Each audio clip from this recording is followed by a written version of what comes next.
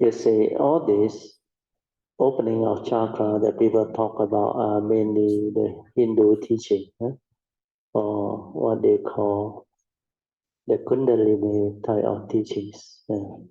They believe there are 7 major chakras. You know what are chakras? Energy center.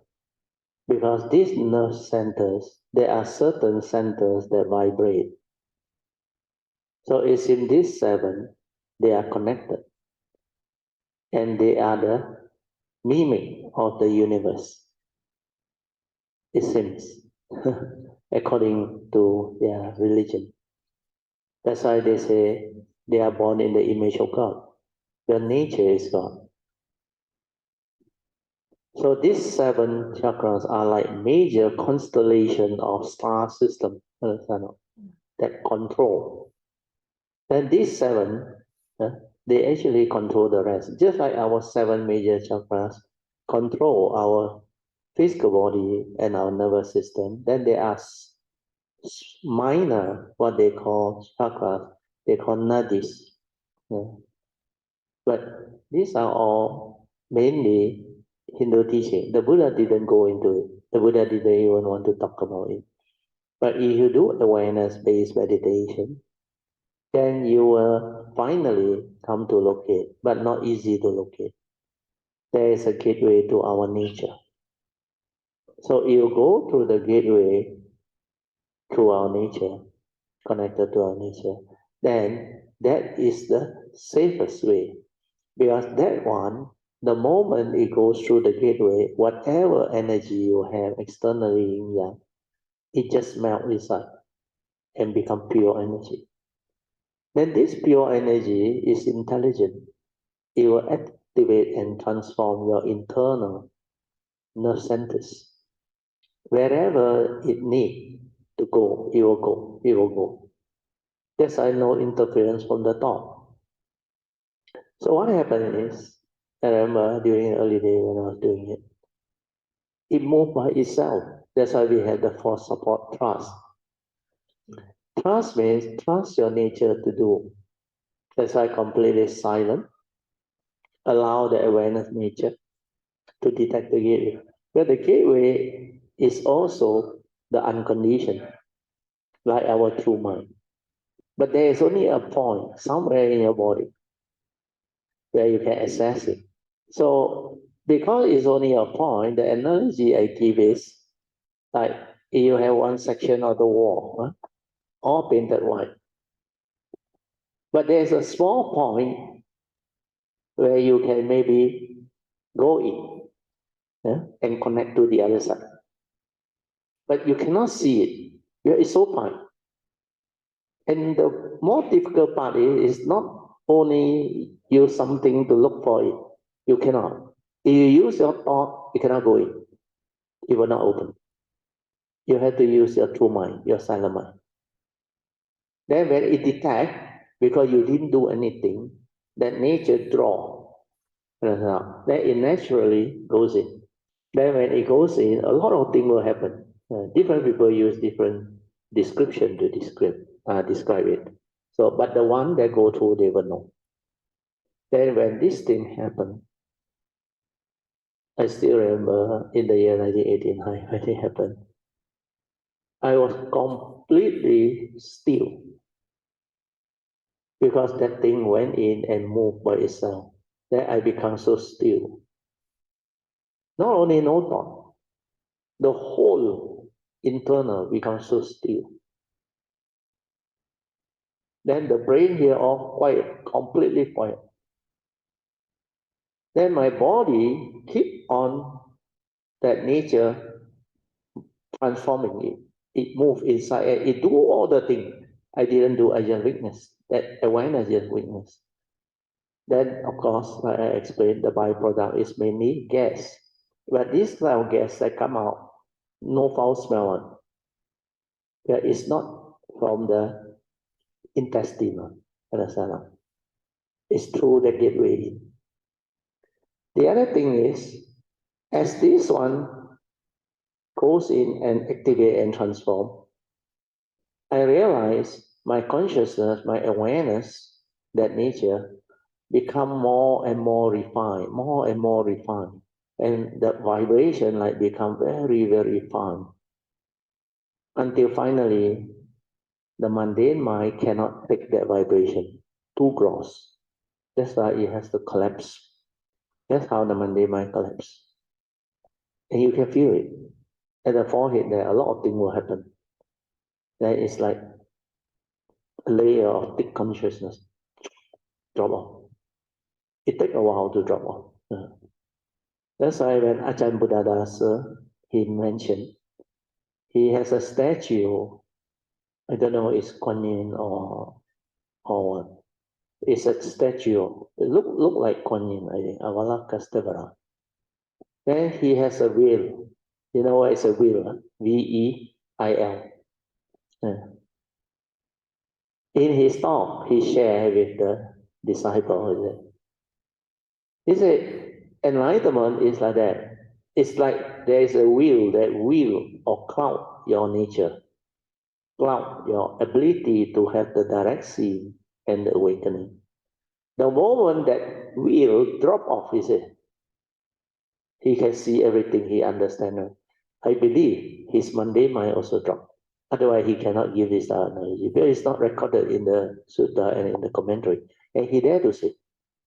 So that was the only monk I realized talk about that. But he didn't describe it the way I described. He just say like a wheel, Veil. It just drop off. To me, he's describing very likely the mundane mind. Yeah. So unless you go through, you cannot understand. And it's not easy for the mundane mind to drop off. Yeah. Then I remember at that time when that thing happened, my whole body was like in perfect health or because of the pure energy. It's like your car, you go to the mechanic, you tune until the car got no sound. The engine very smooth, very smooth. Yeah. At that time you can feel you are like in perfect health. So that's why when you talk about chakra, be careful. Don't be too greedy and too eager to access without understanding or knowing. All this, as far as I know, are thought-based energy field. When you direct your thought to that area, dantian or forehead or the heart chakra or anywhere, that thought is energy. Understand? You keep on like those who store the thing at the dantian, they keep on sending their thought there. Their thought. Okay. So they stay there, stay there. To them, it's like awareness, but it's not really right. It's the thought, it's the mind. Then this one, energy belong. The what they call it the Sasahara, the major chakra at the forehead up there is the same. The Kundalini, they go and use the thought. You can also release the energy. The chakra are major energy center. So when they store them, they actually open up the chakra and release a lot. And that's why those who do Kundalini, they know Kundalini is very powerful. But I have seen a group of people who follow one Swami from India who came over for 1 week. They went for retreat. Then after 1 week, all of them like become, I don't know how to describe. They develop problem where they go and actually do it. And then after he's gone, there's nobody to guide them. So they got a lot of what they call problem. A lot of them got karmic problem and all say, very severe. So it's like they tamper with it, then they don't know what to do with it. It's like heartbreak. Then in the year 1989, after I had the understanding, one of this guy who was actually the leader of that group, he got psychiatric problem, family problem, children or business all affected because of what he did. But he didn't know it was that energy field, that psychic and all those things. Then finally, somehow very strange, he ended up seeing a lot of doctors. Nobody can help. Then he went and see my classmate, my Alstar classmate, also Theo, Dr. Theo. He went and consult him. Then my classmate is very different one. He very good doctor. He checked his body. His health was very good. He got no problem. So he knows it's psychological problem. But he cannot explain. Yeah, everything go wrong. So what happened was, my this classmate didn't even tell me. He said, I think my friend can help you. He gave me my phone number. And the guy called me. Then I said, who are you? Who asked you to call me? He said, I consulted this Dr. Theo, he named the name, Theo Kim Hoon. Huh? I said, yeah, I know him. He's my friend. He said, you can help me. Well, he know I meditate. Then I asked him, what is your problem? Then he told me about his condition, but he don't want to go deep into his business failure or those things. Then he asked me, he said, can you help me? Can I come over to see you and all those things? It seems he, after he got all this trouble, he went to KYCO, Kuan Yin Contemplative Order. You heard of it? Huh? KYCO, you all didn't hear. During the 80s, 90s, very popular. I think Yanta know. There is this Tony something. The brother actually got cancer or don't know what. Then they try to secure. Then nobody can actually help. If I'm not wrong, he's a Christian actually. Then finally he said, whatever being can help, I will believe that teaching. Then somehow when he got affinity, came to him, then advised him, instructed him, and the brother recovered. That's why he set up the KYCO. And the book, every year they got one book, very thick one. So he every year come and offer me the book. Then when he asked me how I do my meditation, then he told me about the Swami and all those things, but he never tell me his problem. Then I said, the type of meditation I don't teach one, very energy field, topics and all things, psychic. Then he said, what do you do? So I told him, the Theravada tradition, radiate metta, because I know he got a lot of this negative thing. I said, you must do metta. He cannot do. Then later on, I said, you want to understand, you have to develop the understanding of the Buddhist teaching. So he finally turned out only follow me to do the dana and offering. Then one day he heard my last guy. After don't know what condition, he came to Singapore. Then I told you, 6 times the condition gave me, call me. Of course, through the Singapore friend. I'm not supposed to meet him. But that time, 89, I already understood the number. But very strange, I saw the condition keep on coming on. Normally, 2, 3 times I know already, I must meet or I must go. Then I finally, the nature tell me, this guy, I don't know who he is, but I have to see him. That's all I know. The moment I met him, then I understood. So after I have the understanding, after he has helped me, then I do the thing. Then this guy who came and see me actually is mechanical engineer, more senior than me by 4 or 5 years. So what happened was, he wanted me to introduce my teacher to him. I say I cannot, because these are all Theravada tradition. Then Master Shenhua is a Mahayana. But he said, your last one in Singapore, can we go and see him? I said, can I? So he got affinity, So after a few days there, he decided to invite him over. He said, we invite him over to Malaysia. I think they can sense through their karmic thing or what. But my this last guy is an occult specialist, he know energy thing, he know how to deal with all this sort of thing. He told me, he said, Theo, this group of people, they don't know what they are doing. They go and temper through thought all their chakra. Because he said their energy is so negative. Negative means that he is not a Buddhist. Negative means a lot of karmic thing. That's why everyone haywire. A lot of things went wrong. Everything went wrong. Business went wrong. The children got problem. The house got problem. A lot of problem until he cannot take it. Then later on, I teach him to make offering. Yeah, he brought the KOIC book. I said, Kuan Yin is great compassion, and loving kindness. So you do. I said, then I think it helped. It helped. He slowly see some result. That's why he was very happy. Then when he met my last guy, again go back to energy. Because that guy helped him to throw all those negative. He got to cleanse them now, cleanse them now. Then he told me, he said, he uses his physical body as a funnel to release all this negative energy back to nature. And he told me never touch all this sort of thing. So I said, all along I cannot touch.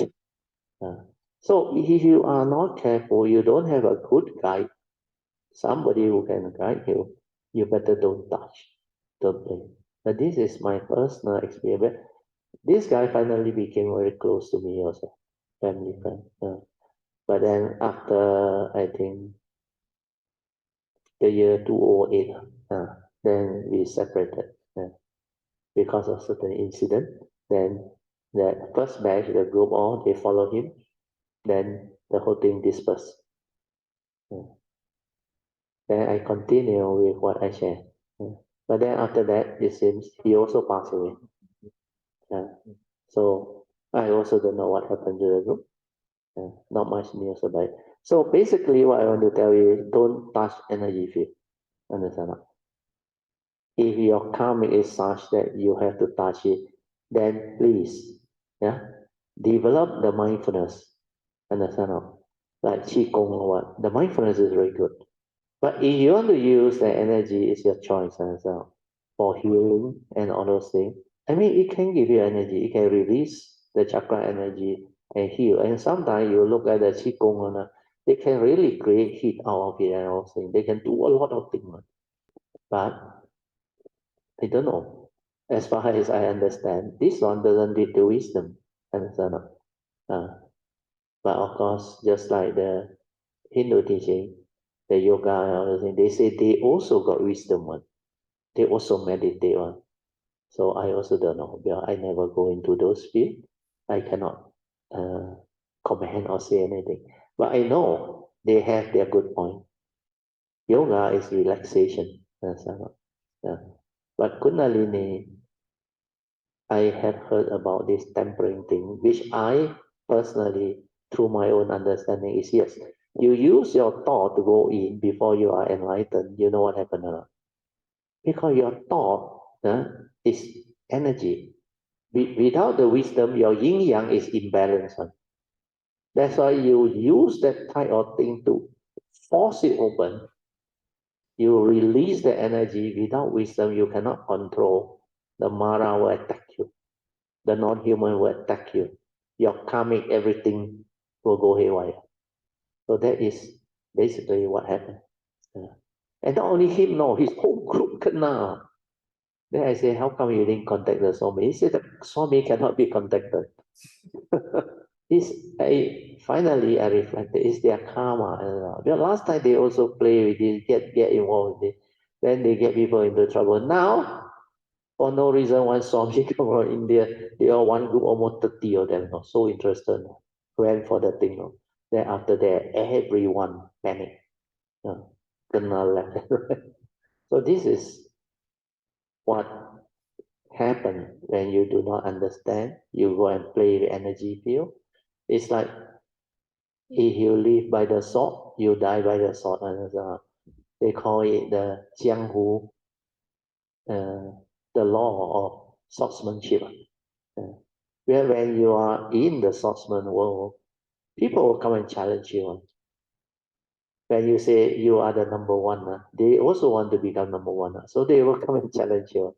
That's why you live by the sword, you die by the sword. So psychic has that type of problem. Then when you have psychic, you tend to use it, like it or not. It's a double-edged weapon.